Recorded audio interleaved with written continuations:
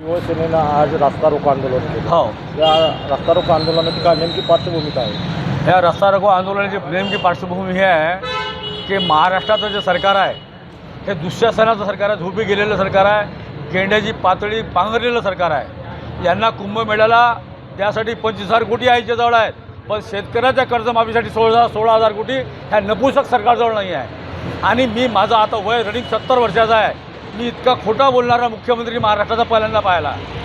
यांनी मूर्तीवरच्या जाहीर सभेमध्ये बोलले होते मुख्यमंत्री देवेंद्र फडणवीस की ह्या वर्षी तुम्ही आम्हाला सत्तेमध्ये द्या, मी 7-12 कोरा कोरा कोरा करल. पण एवढा खोटा बोलणारा मुख्यमंत्री देशाच्या इतिहासामध्ये पहिल्यांदा त्याचं नाव आहे देवाभाऊ. त्याच्यानंतर 1700 कोटी देणार होते शेतकऱ्याला, 1 रुपया दिला नाही. जे बोलते मुख्यमंत्री ते करत नाही.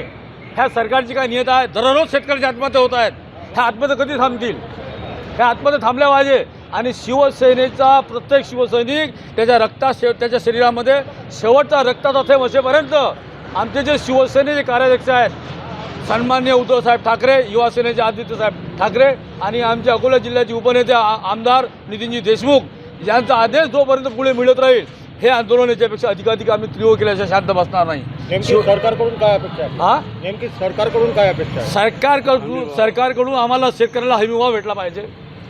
जे आज 11 वर्ष झाले सरकार महाराष्ट्रात दुर्भाग्यानं शेतकऱ्याच्या दुर्भाग्यानं आहे. आणि माझी शेतकऱ्याला हात जोडून विनंती आहे की शेतकऱ्यांनी जात धर्म पंथाच्या पलीकडे निघून, तो हिंदू असो, तो बुद्ध असो, तो मुसलमान असो, त्याची पहिली जात शेती आहे आणि धर्मही शेतीचा आहे. जोपर्यंत शेतकरी जातीवादाच्या धर्मवादाच्या बाहेर निघत नाही, शेतीला शेतमावली म्हणून समजणार नाही, तोपर्यंत शेतकऱ्याला असाच हरामोतीनं मरावं लागेल. जसे आम्ही पोळ्याच्या दिवशी आंब्याच्या पाण्याचे तोरणं लावतो, असे शेतकरी जर वेळेवर नाही आले, जाग्यावर एका झेंड्याखाली नाही आले शिवसेनेच्या, तर शेतकऱ्याचे आंब्याच्या तोरणासारखे पानं गावोगावी फाशीचे पाहायला भेटतील. एकेकाळी आक्रमक भूमिका घेणारी शिवसेना हो आणि एका आवाजावर येणारे हजारो शिवसैनिक हो हो हो आजच्या आंदोलनात ती तसं काही वाटलं नाही. त्याचं कारण सांगतो.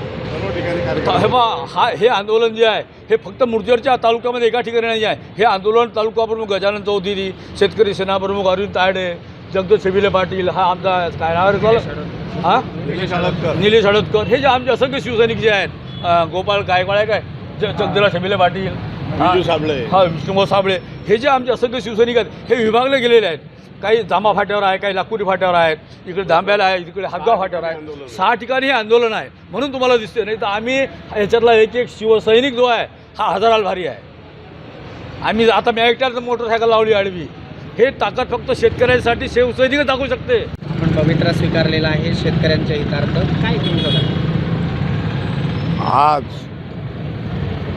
पवित्र स्वीकारलं म्हणजे आज आंदोलनाचं जे आहे, आज संपूर्ण आमच्या जिल्ह्यात 53 ठिकाणी वरून जिल्हा प्रमुख मंगेशदादा काडे, गोपालभाऊ दातकर व तसेच आमचे आदरणीय उपनेते नितीन बापू देशमुख यांच्या नेतृत्वात आज मूर्तेवर तालुक्याच्या तालुका प्रमुख म्हणून मी इथे जबाबदारी स्वीकारलेली आहे. व रास्ता रोकोचं आंदोलन हे आज हातगाव कारंजा टी पॉईंट इथे आम्ही करत आहे. तर त्याचप्रमाणे आमच्या मागण्या फक्त एकच आहे की आम्हाला शेतकऱ्याला जो आज अमेरिकेसोबत जे शेतकरी विधान जे विरोधी केलेले आहेत त्या विरोधीच्या ह्याच्यातनी सर्व महाराष्ट्र सरकारने जाहीर केलेले पीक विमे व हेक्टरी 17,000 रुपये हे द्यावं. व जूनपर्यंत त्यांनी जे बोलले की आम्ही कर्जमाफी करून देऊ, हे शेतकऱ्याला कर्जमाफी न अटी ठेवता न शेत ठेवता सरसगट सर्वांना कर्जमाफी द्यावी व शेतकऱ्याला न्याय मिळवून द्यावा, हेच आमची मागणी आहे.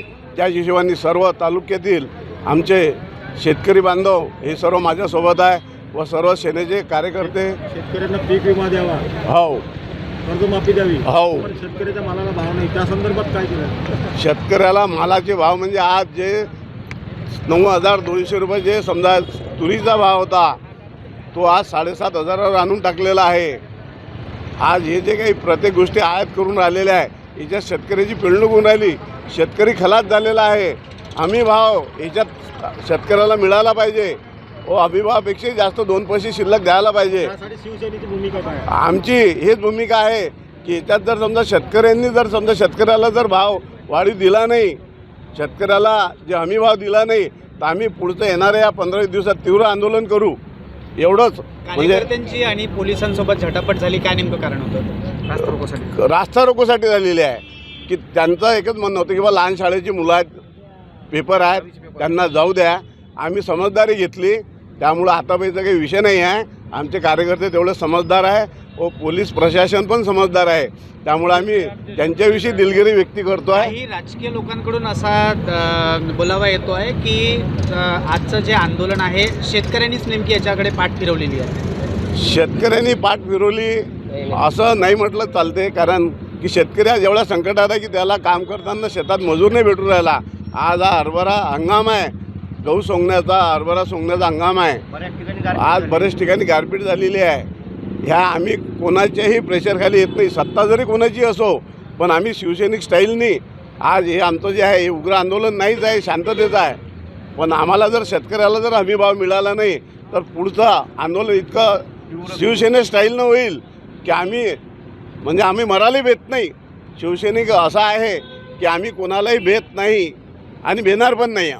अकोला जिल्ह्यात आज जवळपास 53 ठिकाणी उद्धव बाळासाहेब ठाकरे सेनेच्या वतीने रास्ता रोको आंदोलन करण्यात येत आहे. या रास्ता रोको आंदोलनाचा मुख्य उद्देश म्हणजे शेतकऱ्यांच्या विविध मागण्यांना घेऊन आज रास्ता रोको करण्यात येत आहे. मात्र कुठेतरी पोलिसांच्या वतीने योग्य तो निर्णय घेण्यात आलेला आहे की 10वीची परीक्षा सुरू असताना हा रास्ता रोको आंदोलन हा विद्यार्थ्यांकरता कुठेतरी अडथळा निर्माण करत असल्यामुळे काही काळाकरता काय होईना पोलिसांमध्ये आणि या आंदोलकांमध्ये एका ठिकाणी झटपट झालेली आहे. माझ्यासोबत या ठिकाणी शेतकरी आंदोलक आहेत, त्याचप्रमाणे उद्धव बाळासाहेब ठाकरे गटाचे सुद्धा पदाधिकारी आहेत. त्यांच्यासोबत आपण जाणून घेणार आहोत काय त्यांच्या नेमक्या प्रतिक्रिया आहेत, काय मागण्या घेऊन ते आज रास्ता रोको आंदोलन करत आहेत ते.